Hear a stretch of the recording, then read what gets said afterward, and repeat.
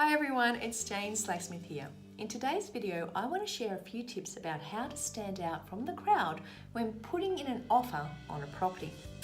Now, if you're buying a property in a seller's market where the market is great for selling a property, then you may be facing some tough competition from other buyers. There are a few things that you can do to help your property offer stand out and increase the chances of winning that property. So the first tip that I have for you is have your finance pre-approved. Get a pre-approval from the bank so you know exactly how much that you can confidently offer for the property, and so you can act quickly as well. Time is going to be of the essence.